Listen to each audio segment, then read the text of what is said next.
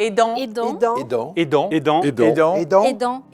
nous sommes tous concernés. Le fait que 4 générations se côtoient dans l'univers du travail fait qu'aujourd'hui, l'aidance revêt de multiples aspects. Comment accompagner les aidants qui d'ailleurs deviennent de plus en plus seniors? On ne peut pas fermer les yeux sur ces sujets parce que les aidants sont souvent des femmes et que c'est difficile de mener un travail, d'être aidant sans que personne soit au courant. 40% des aidants ont moins de 50 ans. 70% des aidants sont actifs. Avec le choc de vieillissement que nous commençons à vivre, nous avons mécaniquement un choc d'aidance. Et si les entreprises ne se saisissent pas de ce sujet, elles n'arriveront pas à satisfaire leurs collaborateurs et donc elles ne satisferont pas leurs clients. Le rationnel est fort pour avoir cette politique aidant. Aider et accompagner une politique d'aidant, c'est montrer une forme d'ouverture et c'est extrêmement important puisque c'est la vie de la société, c'est la vie de nos collaborateurs et donc on est tout simplement dans la vraie vie avec eux. Aujourd'hui, il y a une génération qui émerge, c'est celle de la génération Atlas qui a à s'occuper d'un côté de ses enfants et aujourd'hui aussi de ses parents. Le rôle du Club Landois, c'est poser des diagnostics et ensuite trouver des solutions collectives avec l'ensemble des entreprises. Il y a beaucoup d'entreprises, notamment des entreprises du Club Landois, qui commencent, qui s'engagent, qui signent des chartes et qui signent également des vraies conventions avec les partenaires sociaux pour pouvoir mieux appréhender ce phénomène de l'intime qui rentre dans les entreprises et qui va rentrer de plus en plus. On ne se déclare pas aidant parce qu'on a peur d'être stigmatisé. Et bien au contraire, si on crée un climat de confiance, notamment vis-à-vis des seniors qui sont un véritable actif de l'entreprise sur cette notion d'aidance, on pourra les libérer et de fait, ils auront toute leur tête au travail conformément aux engagements qui sont les leurs. On se mobilise notamment avec des associations comme Baluchon France qui permet de prendre le relais des aidants, d'aider les aidants, une plateforme qui s'appelle